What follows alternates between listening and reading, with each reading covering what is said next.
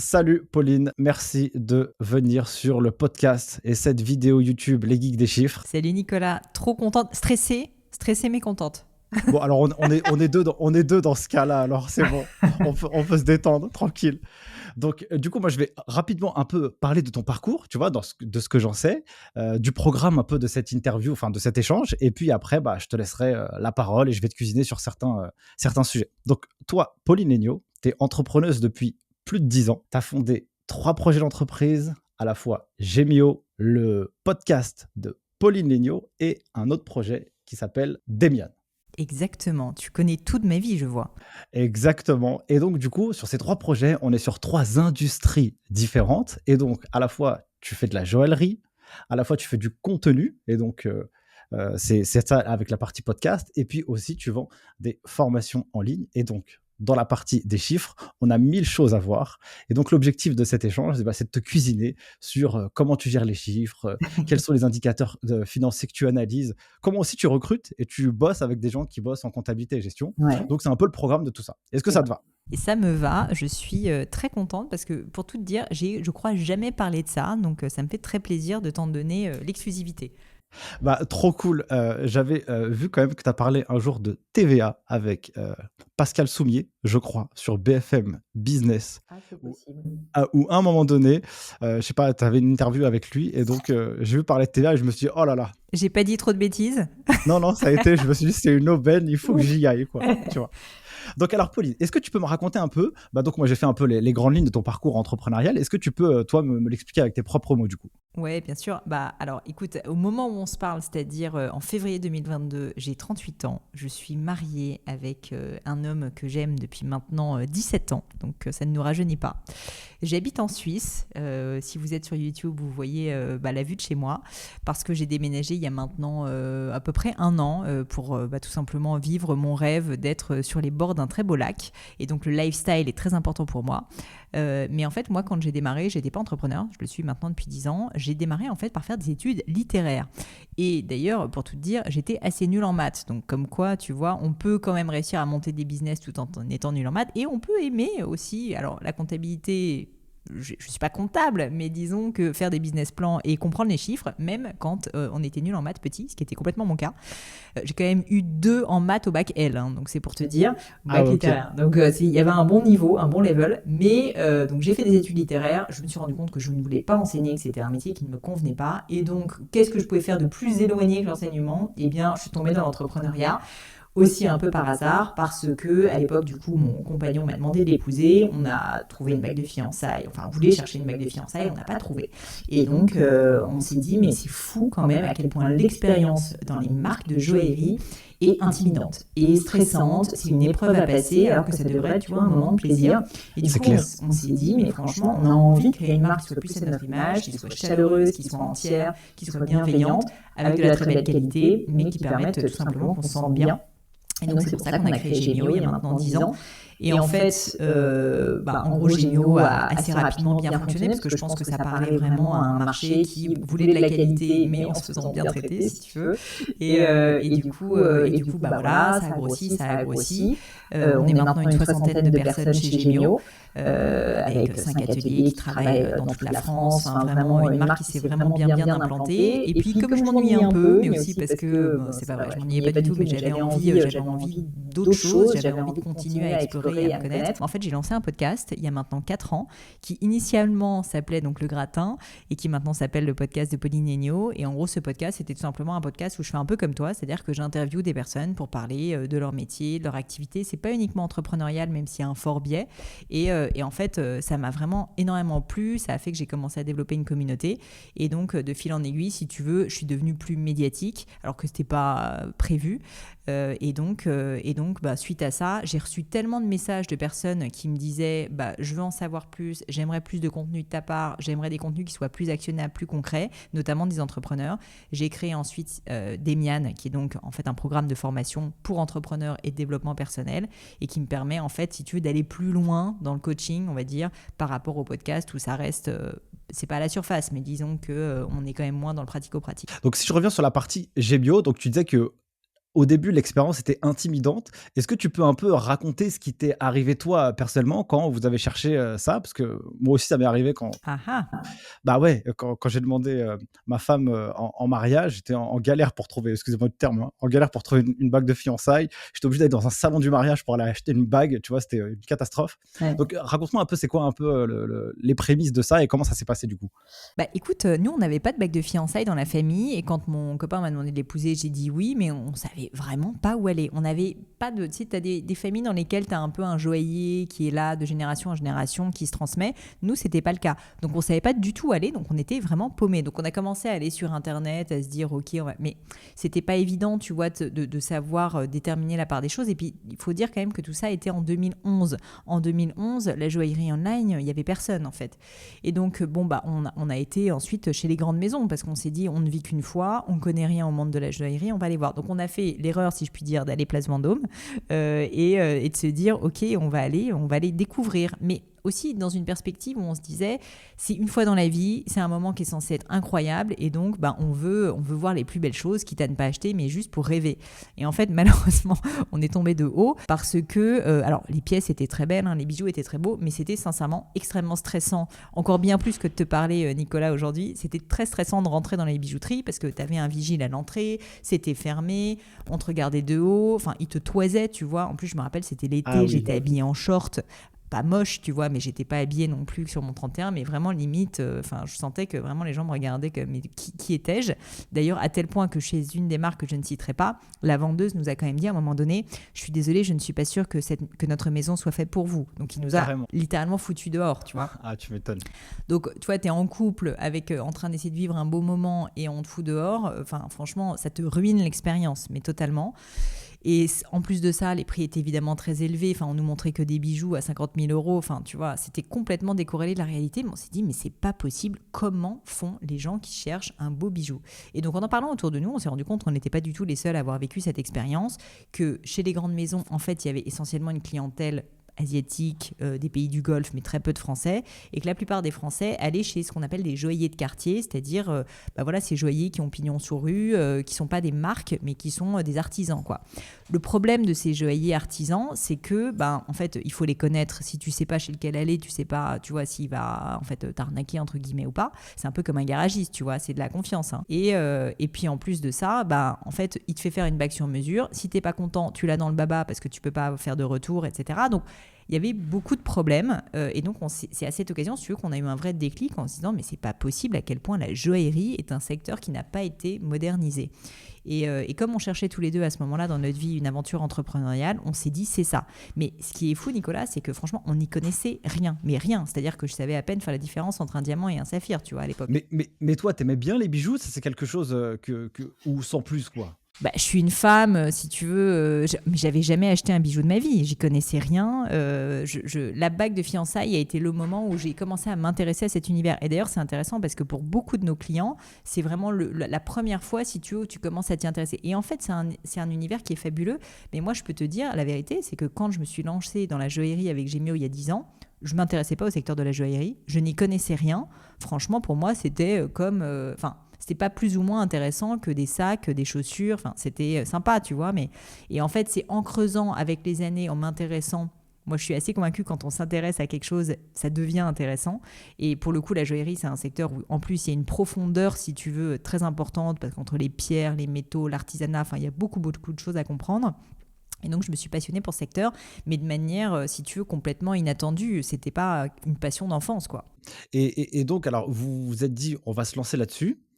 Qu'est-ce que tu fais? Tu fais une étude de marché, tu dis, «Quel est le produit que je veux faire? Combien ça coûte?» C'est quoi un peu, qu'est-ce qui se passe dans ta tête avec ton mari à ce moment-là? Alors là, ton côté geek du chiffre ne va pas être très heureux de ce que je vais te dire, mais je vais t'expliquer pourquoi je pense que c'est quand même la bonne manière de faire. On n'a absolument pas fait d'études de marché. Mon mari, qui avait fait du conseil notamment en stratégie et en finance, m'a dit c'est bon, on va faire une étude de marché pendant 3 mois.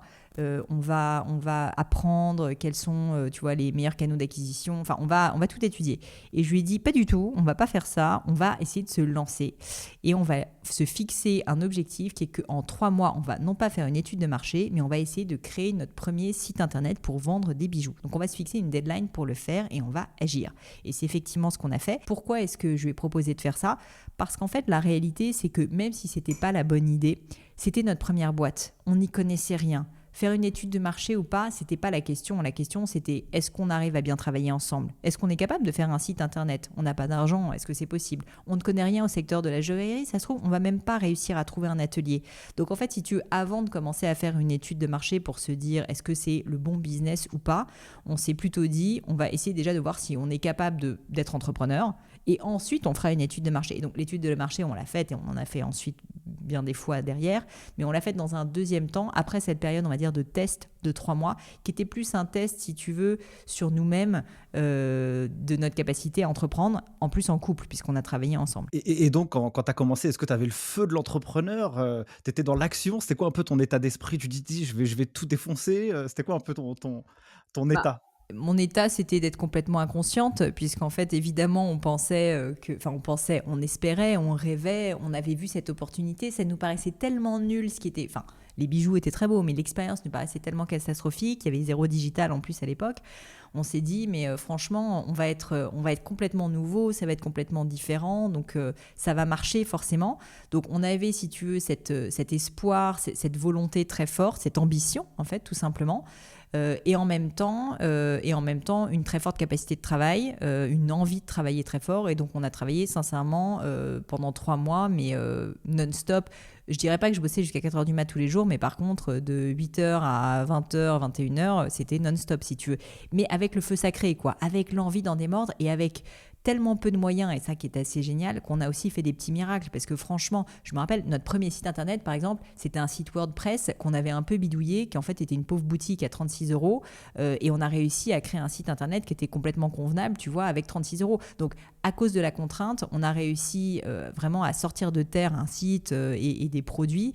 Alors que je pense que si jamais on avait essayé de faire les choses trop bien, finalement, on n'aurait probablement rien fait. Donc, ça aussi, c'est quelque chose que moi, j'ai beaucoup en moi, qui est le fait d'aimer agir, d'aimer passer à l'action. Je pense qu'en tant qu'entrepreneur, c'est très important. Il faut ensuite de l'analyse, mais disons que pour moi, il faut toujours faire attention, évidemment, à ce que l'analyse, en fait, ne nous paralyse pas. C'est toujours un peu cette question. Donc, ce dosage n'est pas facile à trouver, mais avec mon mari, on est assez équilibré parce que moi, je pense que je suis plus quelqu'un qui aime bien parfois agir trop vite. Je sais que je suis impatiente et que j'ai tendance à prendre des décisions hâtives, mais lui, à l'inverse, arrive à mettre une dose d'analyse qui fait qu'on est très équilibré.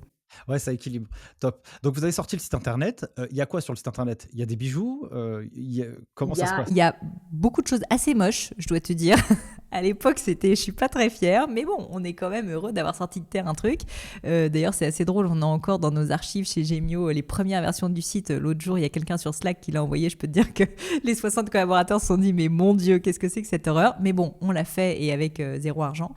Mais en gros, on avait 5 bijoux à peu près, qui étaient des bijoux que j'avais dessinés, mais c'était des bijoux, si tu veux, d'une grande simplicité. Je savais pas dessiner un bijou. Donc, c'était juste des bijoux qui existaient. On avait commencé à trouver nos premiers fournisseurs de pierres. Donc, c'est pour ça que c'était important. L'insight, tu vois, important pour moi, c'était de se dire, on a 3 mois pour créer un site internet où si quelqu'un passe commande, on est capable déjà d'avoir le paiement de cette personne. Et donc, tu as toute la partie un peu administrative et comptable quand même, pour revenir sur nos sujets. Mais tu as aussi toute la partie opération, c'est-à-dire tu es capable de lancer la fabrication auprès d'un atelier, tu es capable d'avoir acheté les pierres, l'or, etc. Et donc, le fait que ça soit aussi concret nous a permis d'avoir presque une roadmap, si tu veux, tout ce qu'on avait à faire. Parce que sinon, on n'aurait jamais anticipé que tu es censé, tu as les douanes françaises qui t'obligent, puisque la bijouterie est un secteur réglementé, tu es censé faire poinçonner tous tes bijoux. Et donc, j'avais dû aller découvrir ça quand la première fois j'avais lancé un bijou, je me suis dit ah mais non, en fait il faut le faire poinçonner, où est-ce qu'on le fait poinçonner, il faut aller trouver les douanes françaises, etc. Donc ça pour te dire que parce qu'on était dans l'action et justement on n'était pas resté uniquement dans l'étude de marché, en fait on a découvert évidemment que la réalité était beaucoup plus complexe que ce qu'on aurait pu anticiper. Moi, j'y connais rien au secteur de la joaillerie. Donc, ça veut dire que toi, tu sors ton bijou. Donc, si je l'analyse un peu de point de vue opérationnel et aussi d'un point de vue financier. Donc là, sur ton site internet, il y a un bijou que toi, tu as préalablement dessiné. Donc, je pense que vous l'avez designé pour que ça ressemble à quelque chose de réel, Oui, j'imagine. tout à fait. C'était un bijou, ça ressemble à une photo de bijou si tu veux. Ok. Donc maintenant, il y a quelqu'un qui te le commande. Mhm. Mais sauf que vous êtes pas, à toi et ton mari, en train je sais pas, de façonner la pierre. Comment ça se passe? Vous achetez la matière première à qui? Qui c'est qui la confectionne? Dans quel endroit? Et toute cette chaîne, ça coûte combien pour sortir un bijou, quoi? Ah bah la chaîne, elle est très compliquée. Et d'ailleurs, pour tout dire, les premiers bijoux, on les a vendus à perte. Parce qu'en fait, on s'était complètement planté sur nos pricing. Et qu'en fait, évidemment, la vie est faite que tout est plus compliqué et plus long que prévu et plus cher. Et du coup, évidemment, on s'est complètement planté. Mais c'est pas grave, c'est comme ça qu'on apprend. Et donc en fait, bah, pour répondre à ta question, effectivement, la chaîne de valeur, elle est longue. Tu as en fait le design. Le design, on va dire artistique, ça, c'est à quoi c'est censé ressembler. Mais ensuite, tu as autre chose qui est le dessin technique. C'est la réalité de, en fait, concrètement, le mec qui est dans l'atelier, qu'est-ce qu'il fait? Et c'est pas exactement la même chose. Je vais pas trop t'embêter avec des détails techniques joyeux, mais globalement, quand tu fabriques un bijou, en fait, tu fonds du métal précieux. Et donc, tu as des parties qui sont censées être un peu différentes de l'objet final parce que tu vas le polir, tu vas rajouter des pierres. Donc, par exemple, les pierres, tu les mets dans ce qu'on appelle des griffes. C'est comme des petites pattes de métal qu'on va rabattre sur la pierre ensuite pour la faire tenir. Mais ça, si tu veux, ça n'a pas la même forme au moment où ça sort du four à fonte et ensuite au moment où tu le polis. Donc, en gros, tu as besoin d'avoir 2 dessins. La version finale que tu vas montrer sur ton site pour que le client voit à quoi va ressembler la version finale et puis la version réelle technique pour l'atelier. Donc déjà, ça, tu vois, ça a été un petit peu compliqué quand tu connais rien à la joaillerie. Au début, tu comprends rien à ces Tu trucs-là. m'étonnes. Ensuite, une fois qu'on avait compris à peu près ça, il a fallu trouver des ateliers. Alors là, le bas de combat, pas possible, ça a été galère parce qu'évidemment, personne ne voulait travailler avec nous, étant donné qu'on ne connaissait rien au monde de la joaillerie. Mais on a fini par trouver un gars qui s'appelle Frédéric, qui est vraiment encore un ami, qui est une personne qui a accepté de nous tendre la main et de nous faire confiance, qui nous a dit t'inquiète, je te le fais ton bijou. Le truc, c'est qu'il te dit t'inquiète, je te le fais ton bijou. Entre ce qu'il te dit et la réalité, il te dit qu'il va te le faire en 2 semaines, il met 10 semaines bien sûr à te le faire. Donc quand t'as ton client qui a passé commande et que tu as 10 semaines de retard sur ta première cliente, tu l'as un peu mauvaise. Donc ça fait partie aussi. C'est pour ça que j'insiste toujours autant sur le fait de faire, parce que toutes ces choses-là, c'est des choses dont tu ne peux pas te rendre compte si jamais tu ne fais pas les choses et tu ne passes pas à l'action. Donc voilà, tu as ce sujet-là de la fabrication. On reçoit le bijou après 10 semaines de retard. La pierre était montée à l'envers. C'est-à-dire qu'elle était censée être verticale par rapport à l'anneau et en fait, elle était horizontale. Là, je me dis, mais c'est pas possible, on peut pas l'envoyer au client comme ça. Donc, rebelote, je dois le renvoyer. En plus, comment est-ce que tu envoies des bijoux précieux à un atelier? Encore un autre sujet qu'il a fallu découvrir. Et ensuite, finalement, il a fini. Donc, on a eu 15 semaines de retard. On s'est rendu compte qu'on avait complètement explosé le pricing, qu'en fait, ce bijou, non seulement on l'avait vendu à perte, mais qu'en fait, on avait limite payé la cliente, en fait, 200 ou 300 euros pour acheter ce Pour qu'elle bijou. l'achète. Mais on a tellement appris. On a tellement appris. C'était vraiment le coût de la formation pour vous et ce qui vous avait permis après, pour les autres bijoux d'être plus éclairés sur ce que vous deviez faire et même le prix de vente que vous alliez apporter sur le site internet? Complètement, parce que tu vois, le prix de vente, en fait, il y avait plein de choses qu'on ne savait pas. En joaillerie, typiquement, quand tu mets de l'or sur un bijou, donc en fait, est-ce que tu penses que le coût de l'or est le coût qui correspond en fait au poids du bijou? Eh bien, en fait, c'est faux parce que tu as énormément de pertes de métal. Et pourtant, et comme l'or, au moment où tu polis, tu vas perdre du métal. Enfin, il y a plein de moments où tu perds du métal. Et du coup, si tu veux, ça, c'est quelque chose que tu as perdu. Tu peux rien en faire. Et il faut quand même le compter dans ton coût de revient, tu vois. Donc, en fait, à tous les niveaux, le coût de revient était faux. Pareil, au niveau des pierres, on nous avait dit, bah, telle pierre va coûter tel prix, et en fait, évidemment, ça coûtait beaucoup plus cher, il fallait un petit peu la repolir, enfin, bref, à tous les niveaux, on avait des coûts qui s'accumulaient, qu'on n'avait pas anticipé. Donc, effectivement, cette première expérience, et j'ai envie de te dire, pas seulement la première, Nicolas, les 10 premières nous ont permis d'apprendre énormément sur tous ces petits détails. Et tu vois, c'est pour ça que je pose des questions, comme ça permet de rentrer un peu on est vraiment dans la technique, Ah tu ouais. vois, du métier, mais dans chaque étape, il y a forcément des coûts, des charges qui s'y rapportent. Mais ce qui est intéressant, c'est quand on lance sa boîte, il faut pas avoir peur de perdre un peu d'argent au début parce que c'est ton coût d'apprentissage, quoi. Et là, tu es en T'es train d'apprendre obligé. quelque chose. Moi, je suis assez convaincue que, en fait, il faut d'abord faire les choses une fois de plus. Je vais arrêter de te le répéter parce que c'est chiant, mais juste, je pense que c'est comme ça que tu apprends la base et après, tu mets une couche d'intelligence par-dessus et d'optimisation. Mais si tu essayes tout de suite de tout optimiser, en fait, mon expérience, en tout cas, c'est que tu passes à côté de plein de détails pratiques que tu n'aurais pas pu anticiper. Une fois de plus, je te reparle de cette histoire de poinçon. Moi, le poinçon, je savais même pas ce que c'était. Et en fait, on a découvert, mais genre, limite à l'extrême moment où on devait livrer le bijou, que la joaillerie est un secteur réglementé, qu'il fallait qu'on poinçonne le bijou. Ça aussi, ça a un coût. Ça veut dire qu'il faut que tu demandes à un mec de te poinçonner pour garantir que c'est bien de l'or 18 carats. Donc pareil, ça te rajoute dans ton coût de revient, tu vois. Très clair. Donc, quand vous avez commencé, donc toi et ton mari, qui c'est qui s'est chargé de la partie administrative, compta et gestion sur la partie chiffres comme ça au début? Comment ça s'est passé? Excellente question, Nicolas. Et j'ai honte de te dire que nous avons fait un 180 chez Gemio, puisqu'en fait, au début de Gemio, mon mari, qui est quand même un ingénieur geek, gérait le marketing, le client et le design des bijoux, quand même, hein. Et je gérais l'administratif, donc la compta, et les opérations, c'est-à-dire les achats, le fait de trouver les ateliers et de gérer la gestion. Et en fait, bon, on a mis peut-être 1 ou 2 ans à changer, mais on a évidemment fait un 180 et maintenant je m'occupe plus de la partie marketing, client, marque, enfin toute la partie, si tu veux, d'acquisition. Et lui gère plus la partie back-office, donc finance, etc. Lui participe aussi beaucoup au marketing et moi je participe quand même beaucoup à la finance. Donc en fait, c'est assez mêlé. Comme on est en couple, je t'avoue qu'on en parle souvent le soir, mais c'est quand même lui qui en a la responsabilité et moi qui ai l'autre parce qu'en fait, on s'est rendu compte qu'on avait évidemment pas visé juste et que moi j'étais meilleure en marketing et lui était meilleur en finance.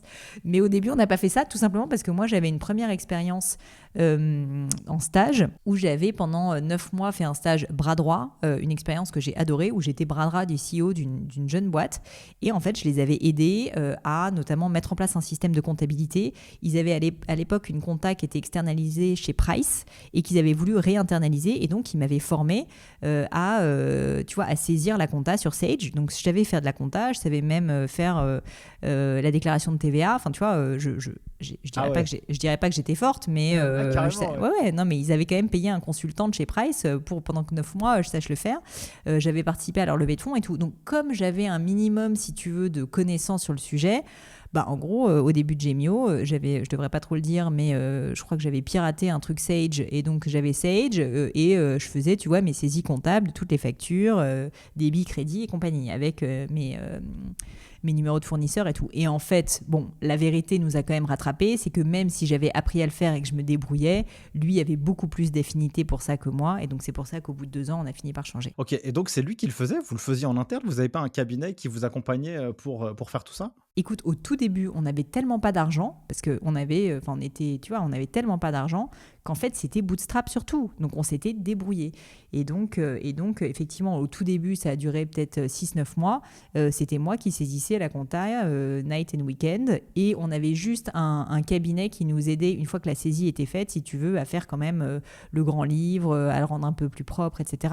Mais disons qu'on essayait, tu vois, de tirer sur les coûts. Et assez rapidement, on s'est rendu compte que l'utilisation de notre temps n'était pas la plus optimale sur la saisie comptable. Et donc, c'est pour ça qu'on a fini par passer par un cabinet juste après. C'est toujours le même que vous avez aujourd'hui ou... Non, on en a changé. On en a changé une seule fois, pour tout te dire.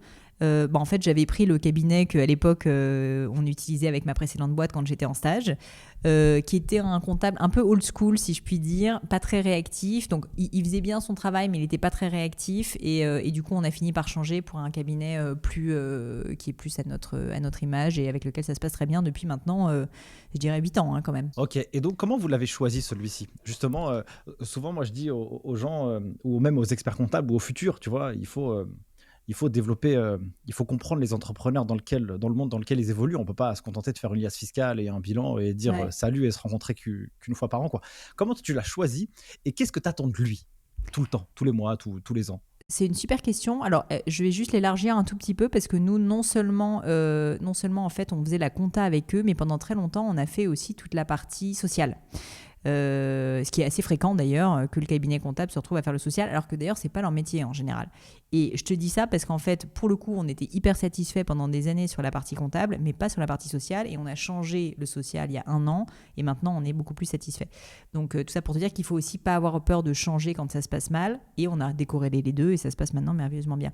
Qu'est-ce qu'on a choisi? Alors, c'est plus mon mari que moi, en toute transparence, qui a choisi ce cabinet. Il nous avait été recommandé, et on en avait plusieurs, en fait, qu'on avait mis en benchmark, si tu veux. Il nous avait recommandé par l'un de nos investisseurs, parce qu'on a eu des investisseurs à un moment donné, en nous disant qu'ils étaient extrêmement sérieux. Et c'est le cas. Et en fait, ce qu'on a apprécié, c'est 2 choses. C'est les gens, avant toute chose, je dirais.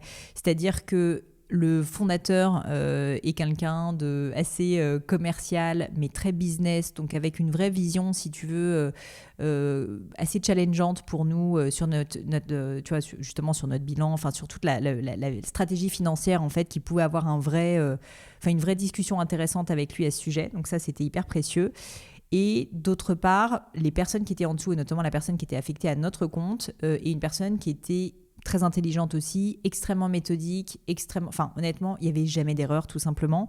Et donc tu vas me dire comment est-ce que tu le sais en amont. En fait, on le savait pas vraiment, mais comme on avait eu une expérience un petit peu malheureuse, on va dire, avec le précédent où il y avait plus d'erreurs, on était très très vigilants là-dessus. Et je trouve que le sweet spot, c'était cet équilibre entre le fait qu'il y avait l'un des deux qui était quelqu'un avec une vraie vision financière intéressante et l'autre qui était vraiment une personne si tu veux, qui nous a créé des processus très simples mais extrêmement robustes qui fait qu'il y avait une fiabilité totale sur nos comptes. Aujourd'hui, vous êtes 60. Est-ce que tu as quelques chiffres ou quelques métriques à donner sur Gemio ou pas? En fait, voilà, en toute transparence, je peux pas te dire notre chiffre d'affaires parce que j'ai des investisseurs, certains d'entre eux travaillent dans le secteur du luxe, enfin sont même assez haut placés dans le secteur du luxe et ne souhaitent pas qu'on communique dessus. Donc ça, je ne peux pas le faire. Par contre, ce que je peux te dire, c'est que l'année dernière, on a fait un EBITDA de 1 million d'euros. Donc plutôt positif. Que l'entreprise est en forte croissance. En gros, on a fait, cette année, on vise quelque chose encore comme 30% de croissance, 35% de croissance. Donc ça reste des croissances qui sont importantes. Comme on a une taille qui est non négligeable maintenant, on n'est plus du tout sur des trends, tu vois, de 100% de croissance comme ça a pu être le cas au début de Gemio. Mais continuer, tu vois, à faire des 100% de croissance sur des boîtes qui font plusieurs dizaines de millions, c'est quand même pas si facile à tenir tous les jours. Voilà. Qu'est-ce que je peux te dire d'autre? Non, ça me va. C'est déjà très intéressant. Il y a des gens qui bossent en comptabilité et finance chez Gemio? Alors oui, on a un CFO, donc un directeur financier, qui n'est pas... en fait, il n'était pas formé initialement pour être directeur financier. C'est juste que c'est quelqu'un qui a fait une école de statistique et qui est très câblé pour les maths. Initialement, pour la petite anecdote, il n'était pas censé être notre directeur financier, c'était notre directeur technique. Et en fait, de fil en aiguille, et ça, c'est arrivé très souvent chez Gemio, des personnes, quand on a identifié leur talent, en fait, on les a changés de poste et ils se sont épanouis ensuite dans un autre poste qui était plus en phase, si tu veux. Comme moi, je t'en parlais au début, je faisais de la compta et finalement, je suis passée sur le market. C'est pas parce que quelqu'un n'était pas le mieux dans son poste qu'en fait, il n'est pas bon pour l'entreprise, mais c'est juste parfois un autre endroit. Et donc, notre CFO, typiquement, est maintenant vraiment très épanoui et je pense qu'il fait très bien son travail sur la partie finance. Et il a dans son équipe, en fait, plusieurs personnes qui gèrent, on va dire, le day-to-day. Donc, tu vois, typiquement, la gestion des paies avec notre cabinet. Donc, une partie sociale et une partie qui est plus... nous on appelle admin en interne, mais qui est en fait un peu comptable, donc c'est pas du tout la saisie, mais c'est aller pourchasser les gens pour aller chercher les factures manquantes, s'assurer en fait que tous les lettrages sont bons, etc., pour en fait pré-mâcher le travail, de sorte que le cabinet ensuite n'ait pas trop à se poser de questions. Et ça, c'est qui a recruté ces personnes? Est-ce que c'est toi avec ton mari? Est-ce qu'il y a quelqu'un en interne qui l'a fait? Je suppose que toi, tu les as rencontrés, parce qu'une taille de 60 personnes, c'est quand même important de rencontrer tout le monde. Alors, j'ai pas participé au recrutement. En fait, j'ai participé au recrutement du CFO, mais à l'époque où il était directeur technique, et de la personne qui fait toute la partie sociale. J'ai pas participé au recrutement de la personne donc, que j'appelle admin, qui pourchasse, comme je disais, les gens. Enfin, elle fait pas que ça, elle fait aussi tous les virements, enfin, elle fait beaucoup de choses. Mais en l'occurrence, cette personne-là, c'est le CFO qui l'a recruté, donc directement. Et l'autre personne, c'est mon mari, et moi et notre COMEX, en fait, parce que nous, la manière dont on travaille, c'est que très souvent, il y a le manager en lead, si tu veux. Donc, dans le cas du CFO, ça serait lui qui fait passer les premiers tours d'entretien, qui fait un premier filtre, etc. Et ensuite, il y a un dernier tour où le comité de direction, en général, donne son avis et peut faire veto ou pas sur la personne. Ok, c'est quoi les pépites que toi, tu recherches chez les collaborateurs que tu recrutes? Alors, évidemment, eux, mais aussi de manière générale, parce que je pense qu'on recherche toujours quelque chose avec l'histoire ou la culture de l'entreprise, tu vois. Est-ce qu'il y a des prérequis? Tu dis, ça, c'est obligatoire et je l'ai aussi recruté pour ces raisons-là. Chez Gemio, on a une culture d'entreprise extrêmement forte. Ça peut paraître un peu bateau de le dire, mais tout le monde nous le dit de l'extérieur, même nos collaborateurs nous le disent. On a une culture d'entreprise très, très forte. Et il y a 2 critères, je pense, qui participent à cette culture d'entreprise et qui sont vraiment là. Le premier, c'est qu'on a une culture qui est extrêmement méritocratique. Qu'est-ce que ça veut dire? Ça veut dire que les gens qui bossent bien sont très largement récompensés. Ça veut dire qu'ils vont avoir des très bons bonus, ça veut dire qu'ils vont pouvoir changer de poste. L'exemple de ce CFO en est un, si tu veux, mais on a des personnes qui ont été stagiaires et qui sont qui ont des postes de responsabilité très importants maintenant. Donc quand tu es bon, globalement, tu es récompensé à tous les niveaux et donc l'ambition d'une certaine manière est récompensée.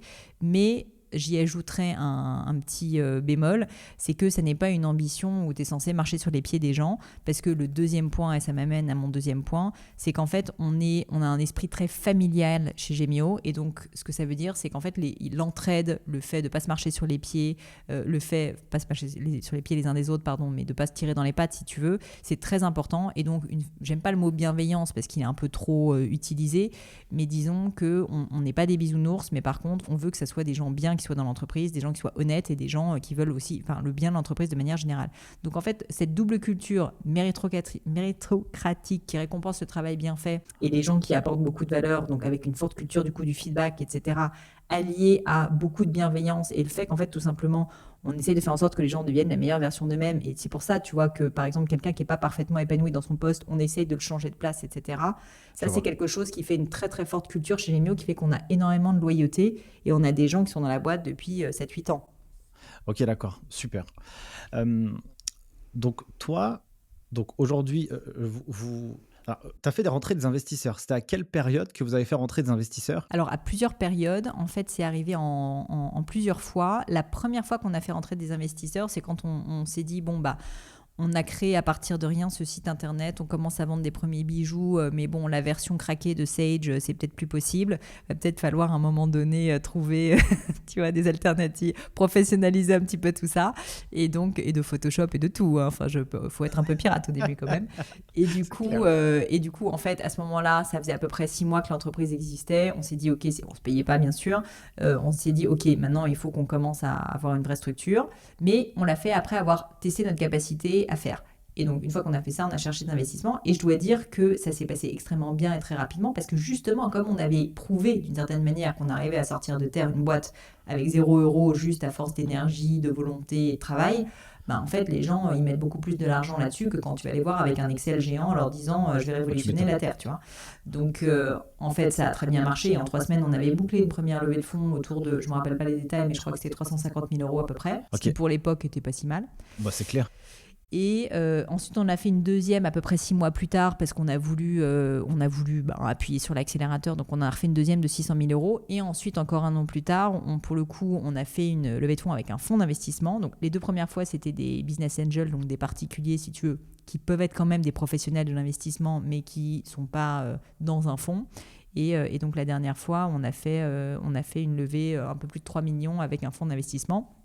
Mais depuis cette date, et ça c'était en 2013, on a vraiment voulu être une entreprise rentable et autofinancée. Et donc on est maintenant, on fait plus de levée de fonds, en tout cas c'est pas prévu à l'ordre du jour. Et on est aujourd'hui, je t'ai parlé de notre EBITDA, on est une entreprise rentable. Ok, très clair.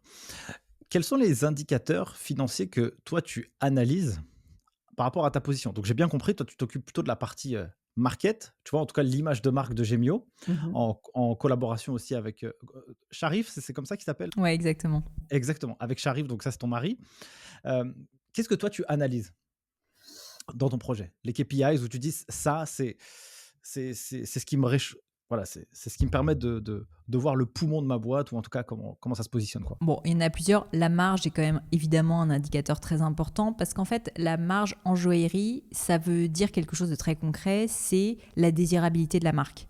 Plus tu as une marge élevée, plus ça veut dire que les gens sont prêts à payer cher ton produit parce qu'ils veulent l'avoir. Et donc, d'une certaine manière, ça traduit à quel point tu as réussi à travailler sur ton image de marque. Au début de Gemio, on avait une marge qui était extrêmement faible parce qu'on était une marque inconnue, d'ailleurs même négative, comme je te disais, parce qu'au début, on vendait à perte.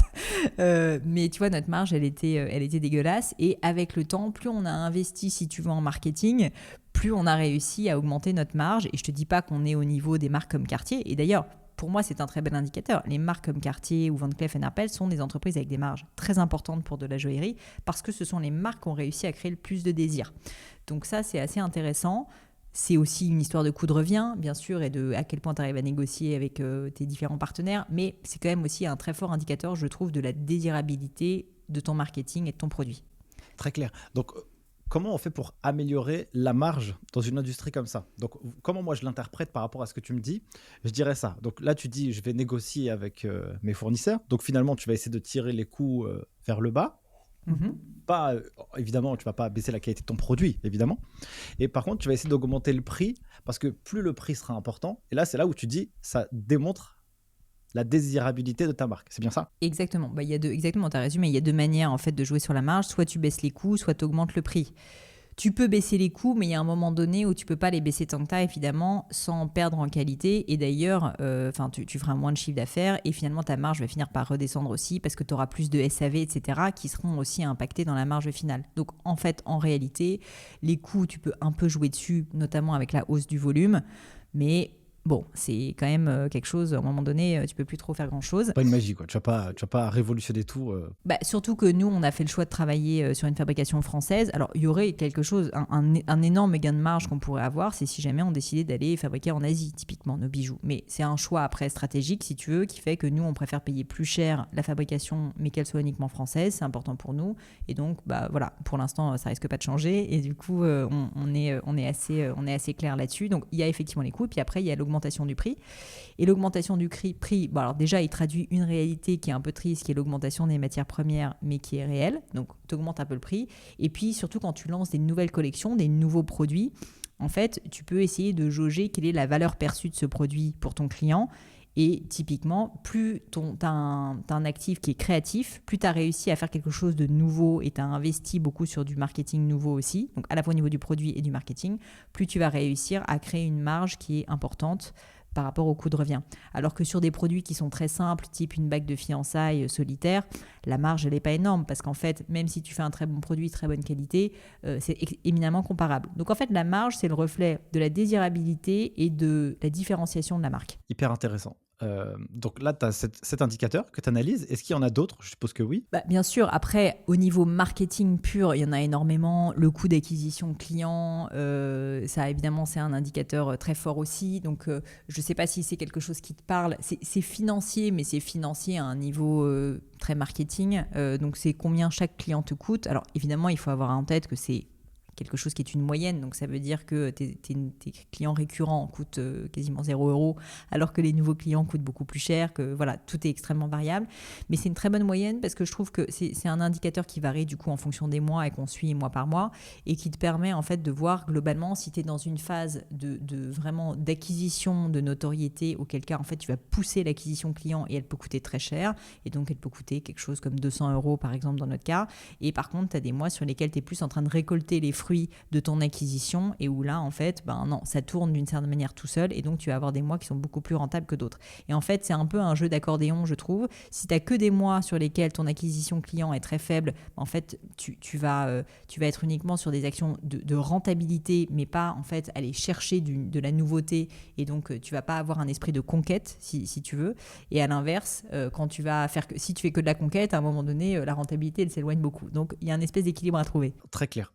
Merci pour ce tuto, c'est trop bien parce que c'est intéressant de voir que quand on analyse et quand on est que sur les chiffres, tu vois, et c'est ça qui est intéressant d'avoir une vision entrepreneuriale, c'est qu'on ne peut pas analyser les chiffres au mois le mois ou à l'instant T. Il y a toujours une vision aussi un peu stratégique. Si tu dépenses pas aujourd'hui, tu vas pas récolter demain aussi, tu vois. C'est sûr. Bah, nous, en fait, en joaillerie, et là-dessus, c'est assez différent de beaucoup d'autres secteurs, je pense, c'est que la joaillerie, je te donne un indicateur rigolo, les gens vont en général 12 fois sur le site Gemio avant de passer commande. Ils mettent plutôt entre 6 et 3 mois pour se décider à passer commande. Du coup, ce que ça veut dire, c'est que les chiffres que tu regardes à l'instant T, c'est pas du tout le reflet de tes actions maintenant, c'est le reflet de tes actions d'il y a 6 mois.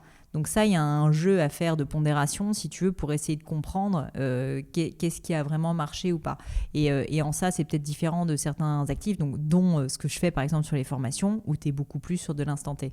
À un moment donné, au début de l'échange, tu as dit que tu souhaitais voir autre chose.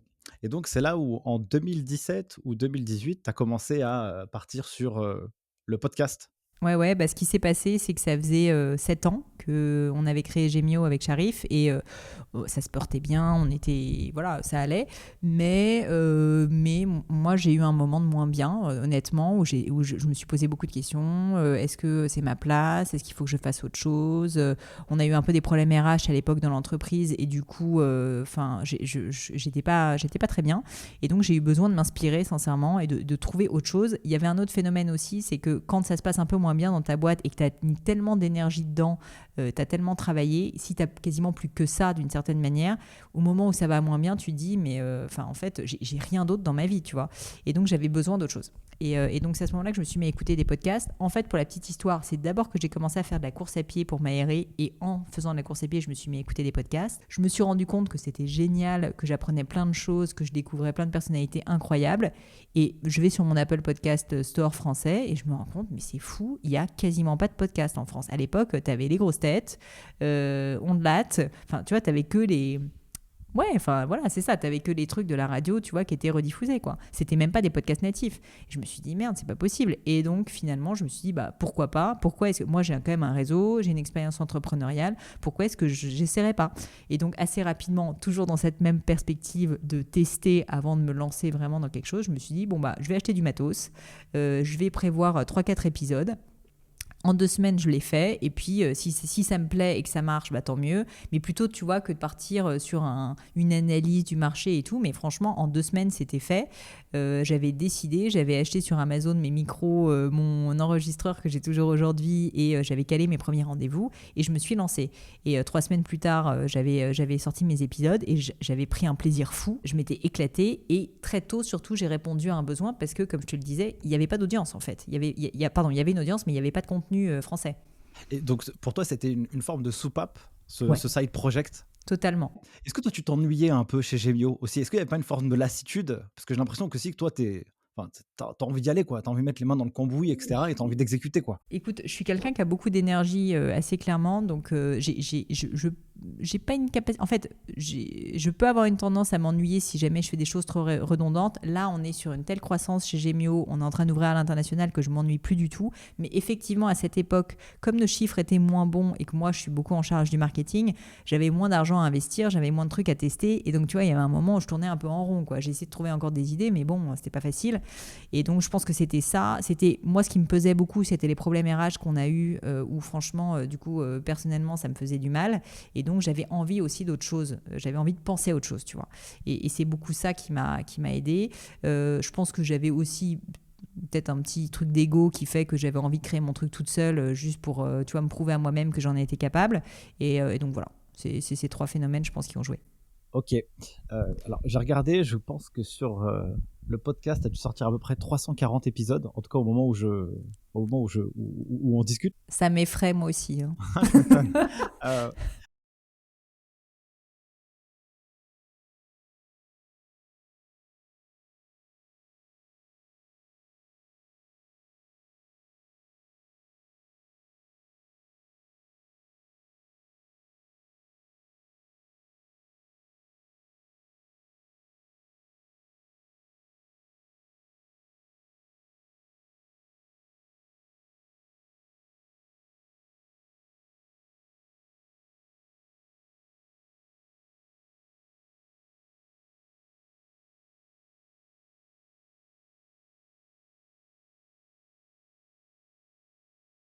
Moment pub. Juste, c'est quoi t'as quelques épisodes préférés? Ça m'intrigue de te poser cette question. Il y en a un sur la négo que j'ai adoré. Ah, et Édouard Beltrán, le dernier, là. Ouais. Exactement. Celui-là, je l'ai beaucoup aimé parce que j'ai aimé le fait de dire la préparation, Ouais. c'est hyper important de pouvoir réussir dans ce genre d'exercice, tu vois. Ouais, Donc clairement. celui-ci, c'est celui qui me vient. Et il y en avait beaucoup aussi au début. Au début, il y avait un petit aspect un petit peu entrepreneurial aussi. Je me rappelle, il y avait quelqu'un sur les neurosciences que j'ai écouté. Ouais. Je me rappelle plus du nom évidemment, mais en tout cas, il faut y aller, quoi. Cool. Bah, merci, écoute, pour cet instant pub. Donc alors, quels sont toi les grands enseignements que tu as pu en retirer? Parce que là, en fait, tu as pu modéliser. Ouais, alors en fait, en vrai, moi je crois beaucoup à quelque chose. C'est un peu comme un bouquin, un podcast, c'est-à-dire que en fonction du moment où tu le lis dans ta vie, t'en retires pas les mêmes choses. Tu vois. Donc en fait, ce que je veux te dire, c'est que moi, à certains moments, il y a certaines choses qui m'ont vachement émue et qui m'ont marqué, et puis à d'autres moments de ma vie où j'avais d'autres besoins et d'autres choses. Mais globalement, il y a quand même un invariant commun, si je puis dire, que je trouve assez fou et que j'ai remarqué en fait chez quasiment tous mes invités, c'est qu'en fait, ils ont une très très forte honnêteté intellectuelle, une très forte envie, si tu veux, de s'améliorer, de progresser et de se connaître.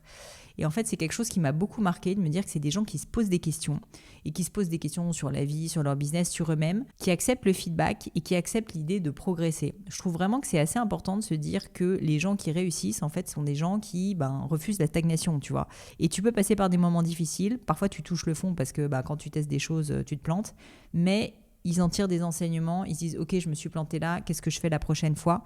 Et donc, en fait, je trouve que cette capacité chez la plupart de mes invités à se poser des questions sur eux-mêmes, à essayer de se comprendre, à avoir beaucoup d'honnêteté sur leurs forces, leurs faiblesses, la force, la faiblesse de leur équipe, c'est quelque chose qui m'a beaucoup marqué, sur lequel j'essaye de progresser aussi. Parce que moi, pendant longtemps, pour tout dire, c'était pas forcément une de mes forces. D'ailleurs, avant de lancer le podcast, je pense que j'étais quelqu'un qui avait beaucoup d'énergie, mais qui avait aussi un peu des vérités, tu vois, et je me disais, ok, tellement fonceuse que je me posais pas trop de questions, en fait. Et ça m'a beaucoup aidé de me dire, non, mais en fait, c'est important de se poser des questions, même sur soi, qu'est-ce que j'aime pas, qu'est-ce que je veux vraiment dans la vie, quelles sont mes forces, quelles sont mes faiblesses, et donc tout ça m'a permis de je pense, pas mal progresser pour devenir la meilleure version de moi-même. Ouais, c'est ça, super. Ok, alors, donc ça fait 4 ans aujourd'hui, maintenant. Je vais fêter les 4 ans, là, genre le 1er mars, donc tu vois. Bon anniversaire, alors Ouais. ça arrive bientôt, Ouais. du coup. Euh, Vous êtes combien à bosser sur le podcast? Je suppose que tu n'es plus toute seule maintenant. Ouais, alors c'est une équipe, mais une équipe, donc il y a une personne en CDI qui s'appelle Marie, qui est responsable des opérations. Donc en gros, on la salue, Marie, qui a été en discussion avec toi, que j'adore, que je salue, qui est ma perle. C'est tout l'inverse de moi, Marie, c'est-à-dire qu'elle est d'une structure, d'une organisation méthodique, elle ne laisse rien passer. Moi, je balance 150 idées à la minute, elle note tout et elle me dit, là, t'as oublié de faire ça, là, t'as oublié de faire ça. Donc en fait, elle me remet à ma place tout le temps, c'est génial, mais avec beaucoup de bienveillance. Entourez-vous de personnes qui sont mieux que vous dans les domaines sur lesquels vous n'êtes pas très fort, chers amis. Donc voilà, Marie, c'est un peu mon pendant, c'est le face de ma pile. Et donc, elle organise toutes les opérations du gratin, c'est-à-dire fait en sorte qu'il y ait toujours un épisode qui sorte en temps et en heure, que la qualité soit au rendez-vous, que le montage soit prêt à temps, etc. Fait en sorte de booker les leçons, filtre toutes les personnes qui vont justement en fait, nous poser des questions pour que ça soit pertinent, que ça soit pas trop répétitif. Donc vraiment, elle a un rôle en fait de gestion courante, m'organiser, tu vois, tous mes rendez-vous, mes déplacements, etc. Un rôle de gestion courante qui fait que globalement, même si je ne suis pas là pendant 3-4 semaines, un mois, en fait, je sais que ça va continuer à tourner avec le même niveau de qualité. Et ça, pour moi, c'est très important. Et comme tu l'as dit, j'ai fait plus de 350 épisodes et réussir à tenir pendant 4 ans à faire 1 à 2 épisodes par semaine, je peux te dire que ça nécessite un petit peu d'énergie, mais aussi beaucoup d'organisation. Et je salue Marie de ce point de vue-là. Ok, donc il y a elle qui bosse avec toi. Est-ce qu'il y a des freelances qui travaillent, ouais. qui Alors t'accompagnent? elle, c'est la seule aujourd'hui qui est à temps plein tu vois, pour le podcast. J'ai quelqu'un qui m'aide aussi sur des miennes, on pourra en parler après, qui est en CDI. Mais sinon, j'ai 2 autres personnes qui m'aident et qui sont freelance, mais qui travaillent beaucoup avec moi. Je ne suis pas leur seule cliente, mais je suis grosse cliente. C'est une personne qui s'appelle Nicolas Renoncet, qui est mon monteur depuis toujours, qui est quelqu'un qui fait un travail remarquable, je trouve, en montage et que j'apprécie beaucoup. Il a sa boîte de prod de podcast et du coup, j'incite d'ailleurs toutes les personnes qui lancent leur podcast à aller le contacter. Il fait du très bon travail. Donc, Nicolas Renoncet. Et sinon, j'ai une autre personne qui s'appelle Pauline Mignon, qui est une personne qui fait en fait toute la partie vidéo, puisque mes podcasts sont aussi maintenant diffusés sur YouTube. Et donc, Pauline, à la fois me prend en photo, parce qu'il faut quand même mettre des photos sur Instagram, me fait les vidéos et donc travaille 2 jours par semaine pour moi. Et quel est le modèle économique d'un podcast? Parce que tu diffuses du savoir, tu diffuses du contenu, et du coup, comment tu gagnes ta vie et comment tu arrives à rémunérer ces personnes qui bossent avec toi? C'est pour ça que j'ai été obligée de lancer à un moment donné de la pub, parce que au début, je payais tout ce petit monde de ma poche, mais bon, ma poche, si tu veux, c'était le salaire de Gemio qui retombait en fait sur le podcast, et donc je me suis dit, si je veux développer le podcast, si je veux en faire quelque chose d'encore plus important, il faut que j'ai des gens, parce qu'à un moment donné, je pourrais plus tout faire toute seule, et donc c'est pour ça que j'ai commencé à faire de la pub. Donc moi, le business model du podcast, il est simple, c'est uniquement du pré-roll, c'est-à-dire de la publicité en début d'épisode, qui est quelque chose qui marche très bien. Tu vois, j'ai déjà déjà fait des pré-rolls avec Amex, là je viens de terminer, j'ai fait Google, j'ai fait Adobe, j'ai fait plutôt des grosses boîtes je dois dire, mais parfois aussi quelques startups, Trade Republic par exemple. Et en fait l'idée c'est quoi? C'est un message publicitaire, c'est très proche du cinéma si tu veux, avant le film.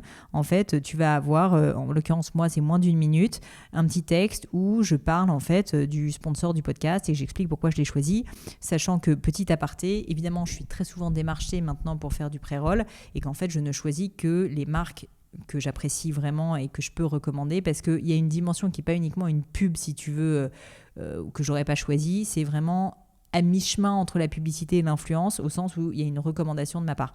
Donc voilà. Ouais, c'est clair, parce que là, les gens, ils attendent ton podcast, quoi. Et donc, si ce que tu vas donner en début n'est pas tout à fait, enfin, tu vas recommander, quoi. Et donc, les gens, ils auront envie de te faire confiance parce qu'ils suivent ton contenu. Et donc, si tu fais quelque chose qui te plaît pas forcément, bon, tu vas peut-être gagner sur le coup, mais tu vas aussi décevoir un peu la communauté si s'ils sont finalement déçus de ta recommandation, quoi. Ouais, exactement. Bah, tu vois, c'est bête, mais j'ai déjà été démarchée plusieurs fois par des marques de fringues, de choses comme ça, ou franchement, ou même certains produits B2B SaaS que j'utilise pas. Et je leur ai dit, ben, en fait, je vous utilise pas, enfin, je suis pas la bonne personne, quoi. Et je pense ni pour eux ni pour moi, c'est bien.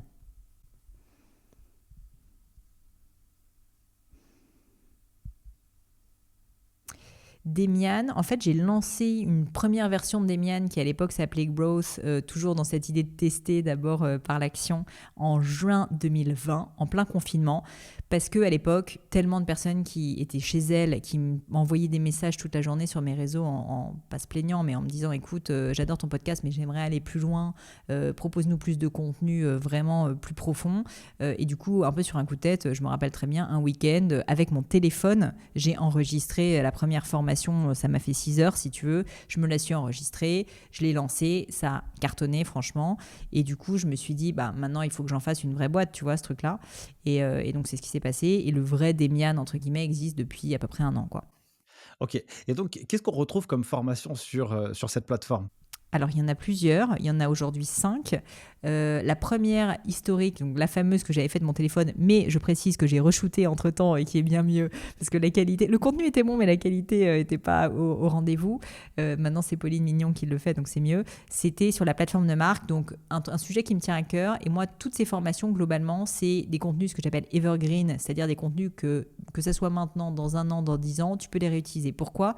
Parce que c'est pas des petits axes, c'est vraiment en fait une école de l'entrepreneuriat, les grands principes, si tu veux, que tu peux ensuite appliquer à ton projet. Et d'ailleurs, tout autour de ces formations, il y a beaucoup ce que j'appelle des passages à l'action, c'est-à-dire j'incite les gens à faire des exercices, je les incite à, en fait, je leur fais des frameworks en fait pour qu'ils aient plus qu'à remplir des cases et qu'ils puissent appliquer en leur donnant en plus des exemples.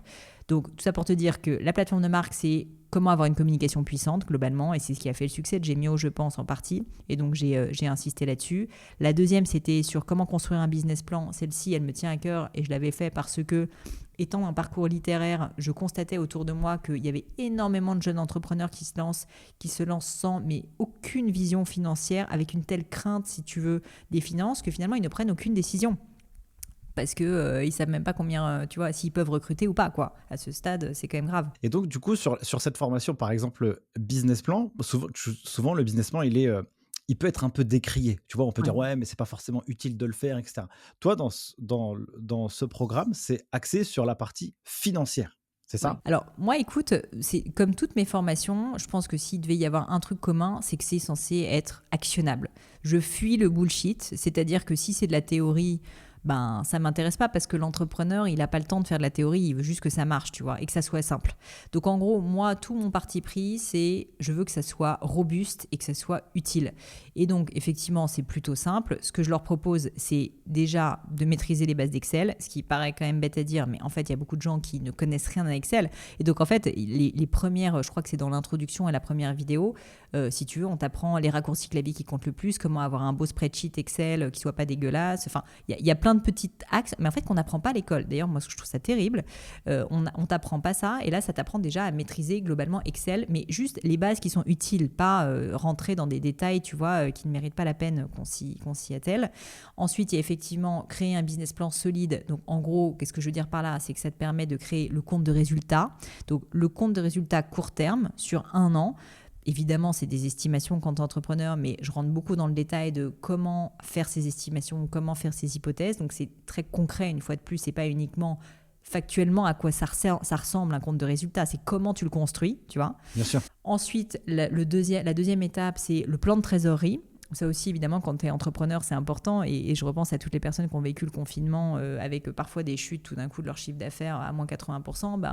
Il faut pouvoir assez rapidement créer des scénarios de trésorerie. Et donc, c'est ce que j'explique, et à la fois via un Excel, mais via aussi des explications, si tu veux, de comment est-ce qu'on fait ces hypothèses, une fois de plus. Et la troisième partie, c'est le compte de résultat long terme. Donc là, c'est sur 3 ans, sur 5 ans. Donc c'est plus comment est-ce que tu fais des projections financières qui peuvent te permettre de construire une stratégie. Donc tu as vraiment la partie court terme pour, en fait, si tu veux lever des fonds, si tu veux faire un emprunt bancaire, juste piloter tes finances au quotidien, savoir si tu peux recruter ou pas. La trésorerie, parce qu'à un moment donné, il faut savoir si tu vas avoir de l'argent sur ton compte en banque. Et Carrément. enfin, troisième partie, la partie long terme. Donc, pour se faire des projections et plus de la strat. Super. Du coup, pour tous ceux et celles qui écoutent ou regardent cette vidéo, je pense qu'on pourrait leur mettre un bon coupon les geeks des Oui. chiffres pour avoir une petite réduction. Eh bien, écoute, avec plaisir, on fait ça. Je te propose qu'on fasse moins 20% parce que c'est quand je fais mes lancements, cette formation a été lancée il y a un an à peu près. C'est 20% que je fais, donc c'est déjà un bon prix puisque à la base, je crois que cette formation, elle est à 250 euros. Donc ça fait un petit prix sympa, quoi. Ok, cool. Bah, je mettrai ça dans la description de là où se trouvera cette vidéo et ce podcast. Donc, les geeks des chiffres, 20. Et donc, vous aurez 20% Trop sur, cool. sur cette formation qui, selon moi, est extrêmement utile. Alors, bon, là c'est les geeks des chiffres qui va parler, là. Allez, ça m'intéresse d'avoir ton feedback d'ailleurs. Une fois de plus, je suis pas comptable et les comptables vont peut-être hurler parce que c'est pas technique, mais c'est actionnable. Alors, en fait, je pense que dans la version du business plan, je pense qu'il ne faut pas se torturer l'esprit à le faire. Par contre, c'est un exercice qui est extrêmement important, c'est de pouvoir aussi formuler les hypothèses que l'on a dans la tête et les structurer d'un point de vue financier. Tu vois, par exemple, si je veux lancer un projet, un business, si je veux faire un budget, déjà, ça me donne aussi une espèce de tendance à aller chercher. Et donc, ça m'attire aussi vers ce côté-là. Donc, en fait, je l'ai matérialisé. C'est pas de dire, ouais, j'ai envie de faire 10 millions d'euros de chiffre d'affaires. Mm. Ouais, mais comment? Il faut des Oui, ressources, exactement. etc. Donc, pour moi, ça, c'est important. Et c'est aussi, si on va lever des fonds, on va aller voir un banquier. Enfin, si on fait un Oui, business plan exactement. exactement, mais si on fait un business plan aussi qui est complètement décorrélé de la réalité, le mec ou la fille en face de toi, elle va dire attends, ce qu'il me raconte, c'est incohérent. Et donc, c'est aussi important de pouvoir faire le business plan pour aller chercher des fonds, pour intellectualiser sa vision aussi, et pour voir aussi si on a un projet, est-ce qu'il tient la route financièrement ou pas. Parce que des fois, on pourrait se dire, bah, finalement, j'y vais pas, quoi, ou j'y vais pas de la manière dans laquelle j'avais pensé. Je suis complètement d'accord. Tu vois, c'est marrant ce que tu dis parce que pendant longtemps, moi, je refusais en fait les chiffres.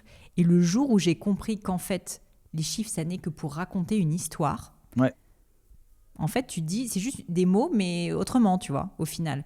C'est que tu dis, la marge, c'est une histoire. Ton chiffre d'affaires, c'est une histoire. Ton EBITDA, c'est une histoire. Comment est-ce que tu y arrives? Est-ce que tu dois recruter, pas recruter? Et donc, en fait, c'est une histoire. Quand je dis histoire, c'est pas au sens pipeau, c'est au sens de se dire, qu'est-ce que tu veux mettre dans cette histoire? C'est ce que tu dis. Quels sont les objectifs que tu vas te fixer? Quelle marge tu penses que tu peux réussir? Et ça te force à te creuser la tête sur des sujets où sinon, tu te fais juste emmener.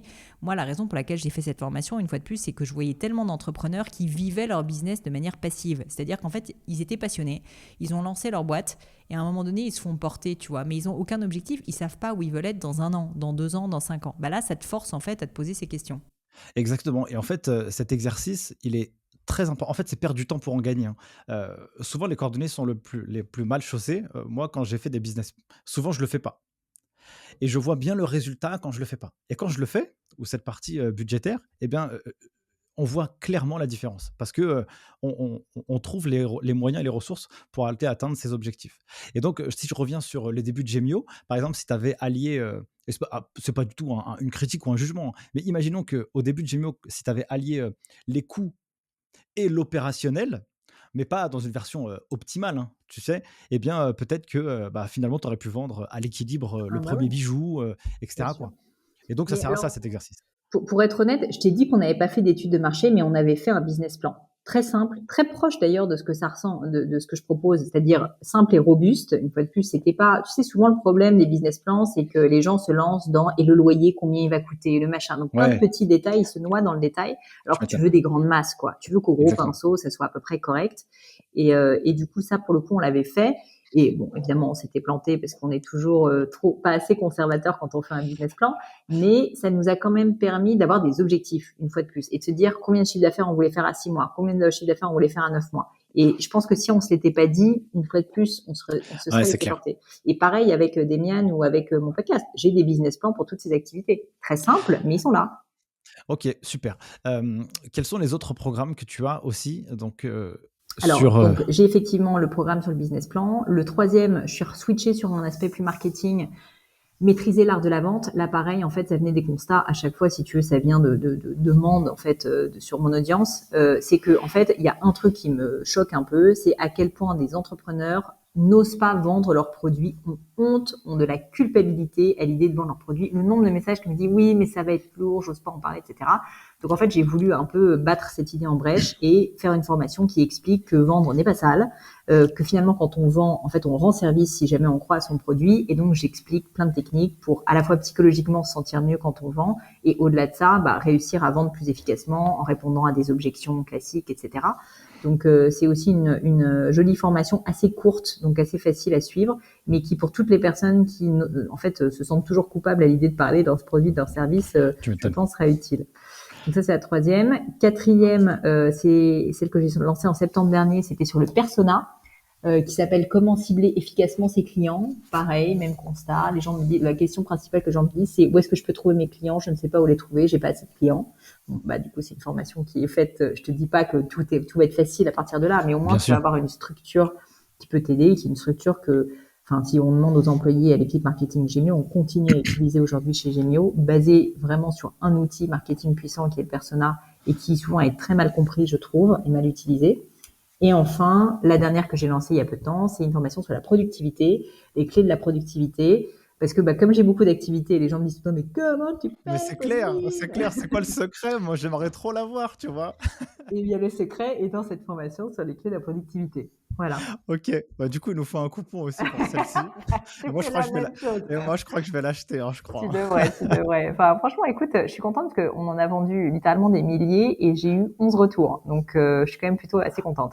Bravo, Sachant que bravo. le retour est évidemment possible dans les 3 mois, gratuit, aucune justification. Et en plus, les retours, pour tout te dire, c'est rigolo. J'en discutais avec mon équipe aujourd'hui parce que j'ai eu un débrief sur ce sujet, qui me disait que les retours, c'est uniquement lié au fait que c'est des gens qui sont déjà très avertis, si tu veux, dans le Je vois. développement personnel, qui ont déjà lu tellement de bouquins, machin, qui nous ont dit c'est bien, mais j'ai pas appris tant de choses que ça. Mais c'est 11 personnes sur des milliers, tu vois. Donc c'est quand Ouais, même c'est clair. plutôt cool.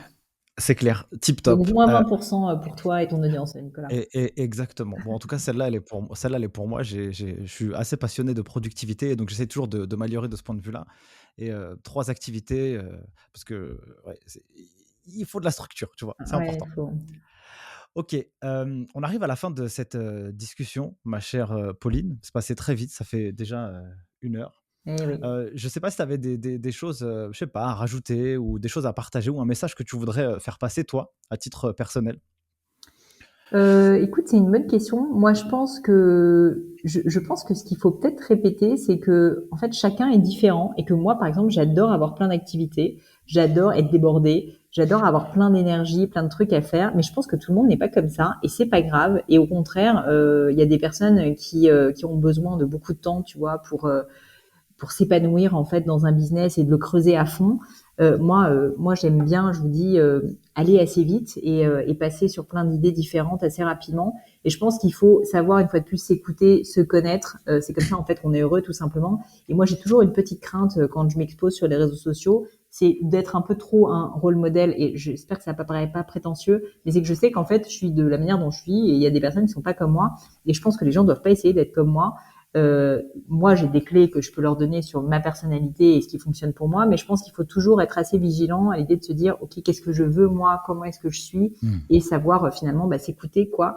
Et il faut savoir puiser l'inspiration ailleurs, mais aussi toujours en se recentrant un peu sur soi. Enfin, en tout cas, c'est une de mes convictions. Et moi-même, j'ai pu essayer de temps en temps de pas copier, mais trop m'inspirer ou trop ressembler à quelqu'un que j'admirais, notamment des mentors entrepreneurs que j'ai eus, mais c'était pas moi et du coup ça marchait pas, tu vois. Et je pense que ça c'est hyper important. Top. Du coup, si les gens veulent te retrouver, je sais que tu es bien actif sur LinkedIn et Instagram. Yes. Et sur TikTok depuis une semaine. Ah, la classe! Ah, nous aussi, on s'est lancé sur TikTok Mais et j'ai c'est vu, je te ah, suis c'est vraiment d'ailleurs. ah bon? C'est vraiment une aventure ce truc, hein, je te jure. Ah ouais, c'est clair. Ça rajeunit. Ah, tu m'étonnes, tu m'étonnes. OK, bah, écoute, je mettrai, tout ça. De toute façon, je connais les liens. Heu, Pauline Léniaud, on peut Pauline retrouver. Léniaud à peu près partout en fait, hein, je crois. OK, tip top. Donc mille merci pour cet échange, Pauline, et ton, temps. C'était un plaisir pour moi Eh ben, et c'était un vrai plaisir. Merci de m'avoir donné l'opportunité parce que franchement, du coup, je pense que j'ai parlé de mon business et de ce que je fais de manière assez différente de ce que je fais d'habitude. Donc, je te remercie et j'espère que ça plaira à les personnes qui te suivent et qui nous suivent. super. Merci beaucoup, Pauline. Ciao. Ciao, ciao.